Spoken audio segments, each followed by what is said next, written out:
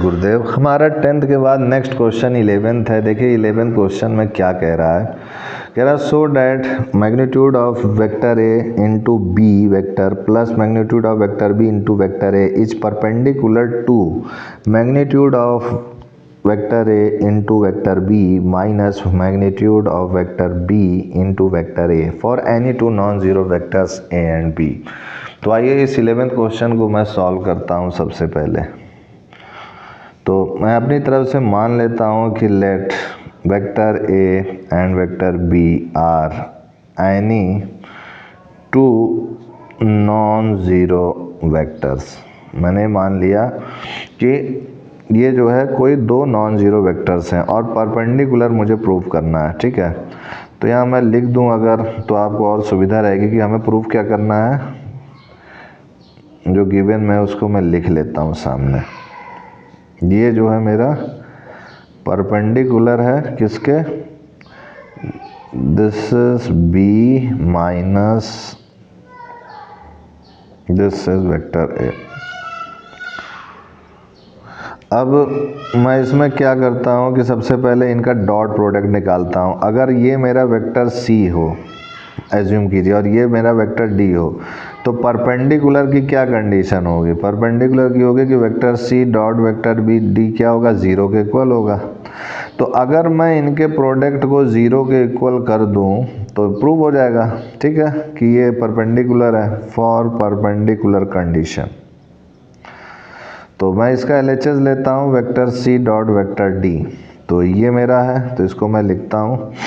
तो ये हो जाएगा जैसे है वैसे ही पूरा अभी उतार देता हूँ।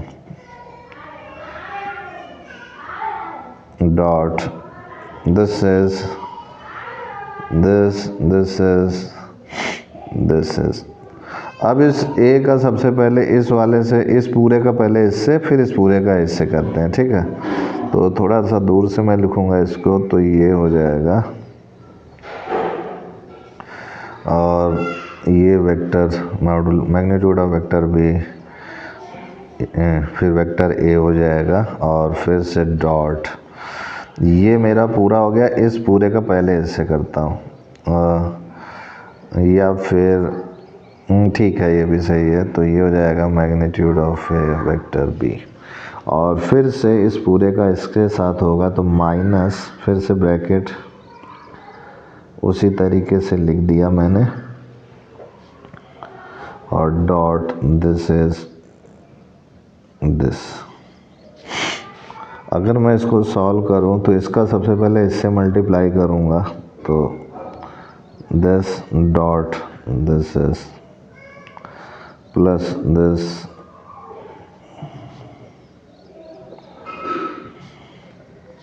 फिर इसका करता हूं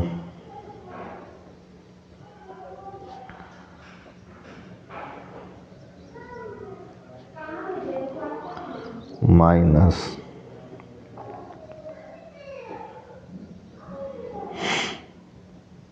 ओके। ये हो गया मेरा। तो यहाँ मैं देखूंगा कि मैग्नीट्यूड ए है, ये तो कांस्टेंट वैल्यू है। तो ये magnitude A dot magnitude of A, तो ये मैग्नीट्यूड ए स्क्वायर हो जाएगा और vector B dot vector B हो जाएगा मैग्नीट्यूड ऑफ बी स्क्वायर। ठीक है, यहाँ से अगर मैं देखूँ तो ये तो मेरा मैग्नीट्यूड ऑफ बी में है और इधर से भी मैं देखूं तो इस पूरे की वैल्यू को देखूं और ये पूरे की, तो यहाँ पर देखूं तो मैग्नीट्यूड ऑफ बी और ए, इसको आगे पीछे करूं, चाहे इसको इधर कर लूं आगे, चाहे इसको पीछे कर लूं, कोई दिक्कत है नहीं। तो इसको मैं आगे लिख लेता हूँ दिस इज डॉट, ये दोनों सेम ही रहेगा। तो इसको मैं इधर लिखूँ चाहे इसको इधर, बात एक ही है। और बाकी सब वैसे ही लिख देता हूँ इस वाले को।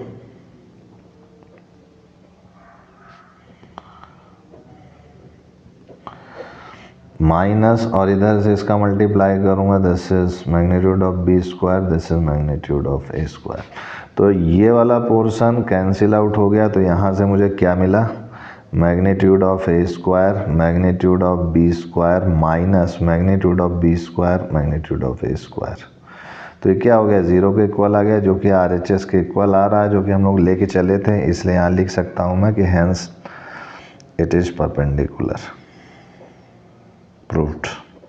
तो इस टाइप से मेरा ये 11th क्वेश्चन भी सॉल्व हो चुका है। 11th के बाद देखिए मेरा 12th क्वेश्चन क्या कह रहा है। कह रहा है if vector A dot vector A equal to 0 and vector A dot vector B equal to 0 then what can be concluded about the vector B. Vector B के विषय में आप क्या कहना चाहेंगे।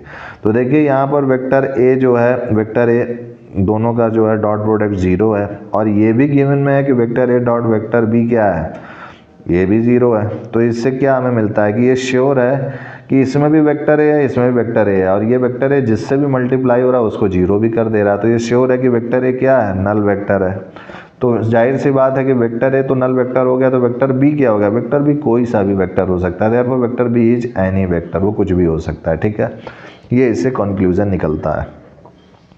13th क्वेश्चन में देखिए क्या कह रहा है। कह रहा है if A B C are unit vector such that vector A plus vector B plus C equal to 0 find the value of vector A dot vector B plus vector B dot vector C plus vector C dot vector A का मान बताइए क्या होगा। अगर ये जो है ए B सी जो है यूनिट वेक्टर्स हैं, तो अगर यूनिट वेक्टर्स हैं तो जाहिर सी बात है कि इनका मैग्नीट्यूड इक्वल होगा और 1 के इक्वल होगा।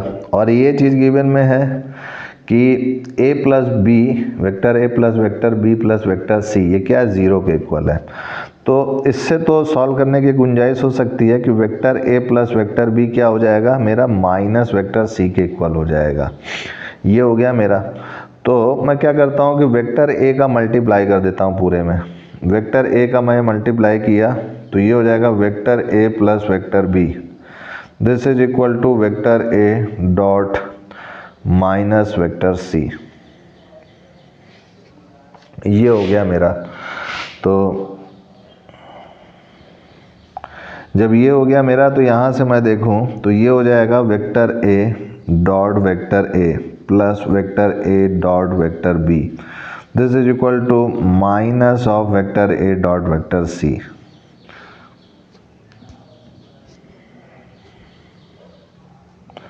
अब ये वाली चीज़ इधर आ जाएगी और vector A dot vector A को मैं क्या लिख सकता हूँ, magnitude of vector A square plus vector A dot vector B, ये इधर आ गया plus vector A dot vector C is equal to 0। ठीक है, तो यहाँ से मुझे मिल गया कि 1 plus vector A dot vector B plus vector A dot vector C is equal to 0। इसको मैं इक्वेशन फर्स्ट मान लेता हूँ। ठीक है, फिर से जो गिवन में उसको अप्लाई करूँगा। अगेन गिवन में vector A plus vector B plus vector C 0 के इक्वल है। तो इस बार मैं क्या करता हूँ कि इस बार यहाँ पर पहले दफ़े में माइनस सी ले गया था, तो इस बार वेक्टर ए का मल्टीप्लाई किया था, इस बार वेक्टर बी का मल्टीप्लाई करूँगा इक्वल टू माइनस सी। तो मैं मल्टीप्लाई क्या कर रहा हूँ, वेक्टर बी का बोथ साइड्स डॉट प्रोडक्ट में, तो vector B dot vector A plus vector B, फिर vector B dot minus vector C करूँगा मल्टीप्लाई। तो ये बी डॉट ए आ जाएगा vector B dot vector A, ये हो जाएगा magnitude of vector B square. ठीक है, बी डॉट वेक्टर बी तो मैग्नीट्यूड ऑफ बी स्क्वायर हो जाएगा और ये minus vector B dot C, ये इधर आएगा तो ये हो जाएगा, ये तो 1 होता है वैल्यू, तो ये 1 plus vector B dot vector A, ये हो जाएगा plus vector B dot vector C, this is equal to 0। ये हो गया मेरा सेकंड इक्वेशन। ठीक, जब ये सेकंड हो गया मेरा, फिर से मैं करूँगा again vector A plus vector B plus vector C is equal to 0। तो ये हो जाएगा vector A plus vector B क्या हो जाएगा, माइनस ऑफ वेक्टर सी। तो मैं अब क्या करता हूँ कि वेक्टर सी का इस पूरे में डॉट प्रोडक्ट कर देता हूँ। तो ये हो जाएगा dot product vector A plus vector B, this is equal to vector C dot minus of vector C. तो ये हो जाएगा C dot vector A plus C dot vector B और ये हो जाएगा माइनस सी डॉट सी यानी modulus of vector सी का स्क्वायर। तो ये तो 1 हो जाएगा, ये 1 इधर आएगा तो ये हो जाएगा 1 plus C dot A plus C dot B is equal to 0। ये इक्वेशन थर्ड हो गया। तो इस तरीके से मेरे ये सारे इक्वेशन आ चुके हैं। तो फर्स्ट सेकंड थर्ड तो मुझे मिल चुका है। अब मुझे लाना क्या था यहाँ पर कि A dot B, B dot C, C dot A का मान क्या होगा। तो इन सारे तीनों इक्वेशन को जोड़ दीजिए। तो ऐड फर्स्ट सेकंड थर्ड, तो 1 1 1, तो ये 3 हो जाएगा। ए डॉट बी यहाँ पर भी है, ए डॉट बी यहाँ पर भी है, तो 2 times of vector A dot vector B. फिर बी डॉट सी यहाँ पर है और बी डॉट सी यहाँ पर है, सी डॉट बी और बी डॉट सी दोनों का मतलब एक ही है, तो ये 2 times of B dot C हो जाएगा। और इसी तरीके से 2 times of vector C dot vector A हो जाएगा, ये 0 के इक्वल आ गया। तो इनको मैं सॉल्व करूँगा तो vector A dot vector B plus vector B dot vector C plus vector C dot vector A, ये क्या आ गया मेरा, ये 3 इधर जाएगा तो -3 होगा अपॉन में 2, तो ये हो गया मेरे पास -3/2 का आंसर हो गया यही मेरा। अब 13 के बाद देखिए मेरा नेक्स्ट क्वेश्चन क्या कह रहा है 14th में। 14th में कह रहा है if either vector A equal to 0 और vector B equal to 0 then A dot B equal to 0 but the converse need not be true, justify और आंसर विद एन एग्जाम्पल। तो आइए इस 14th क्वेश्चन को हम लोग जस्टिफाई करते हैं, एक्सप्लेन करते हैं 14th क्वेश्चन।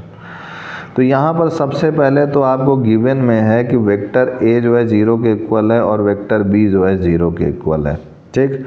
तो आपको प्रूफ करना है, टू प्रूफ, तो vector A dot vector B ये क्या हो गया 0 के इक्वल, तो प्रूफ कर लेते हैं।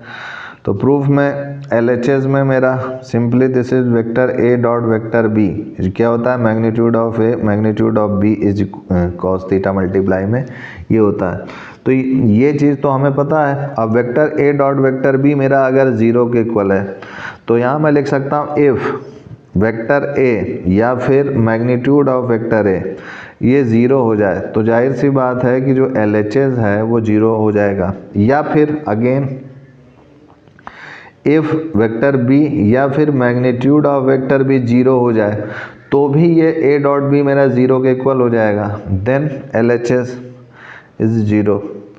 ये चीज़ हो गया। अब अगर इसका कन्वर्स लेकर के चलो, कन्वर्स में इस बार क्या है कि कन्वर्स में इस बार गिवन में है कि ए डॉट बी जो है 0 के इक्वल है, तो प्रूफ कीजिए। तो प्रूफ कीजिए कि या तो वेक्टर ए 0 के इक्वल होगा, ये वेक्टर ए है, या फिर वेक्टर बी जो है 0 के इक्वल होगा, या फिर नन। तो इसको अगर मैं प्रूफ करूं